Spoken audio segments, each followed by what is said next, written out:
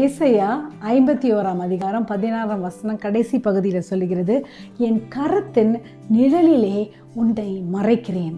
திடீர்னு வெயில் அடிக்குது, திடீர்னு மழை பெய்யுது, நம்ம கிட்ட குடை இல்லைன்னா என்ன பண்ணுவோம்? ஓடி போய் ஒரு நிழல் இருக்கிறதா, ஒரு மறைவு இருக்குதான்னு போய் இருந்துப்போம். அங்கே இருந்தோன்னே ஒரு நிம்மதி, ஒரு திருப்தி. அப்பா, நான் சேஃபாக இருக்கிறேன், இப்போ மழை என்ன அட்டாக் பண்ண முடியாது, வெயில் என்ன அணுகாது.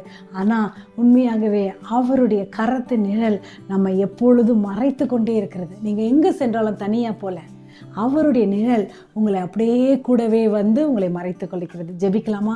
அன்பின் தகப்பனே, உம்முடைய கரத்தின் நிழலுக்காக நன்றி ராஜா. நாங்கள் யாரை பார்த்தாலும், எங்கே சென்றாலும், என்ன செய்தாலும் அதிரசனமான உம்முடைய கரத்தின் நிழல் எங்களை மறைத்து பாதுகாக்கிறதுக்காக நன்றி. இந்த நாளை நீர் ஆசீர்வதியும். எல்லா துதிகான மகிமை நமக்கு செலுத்துகிறோம்.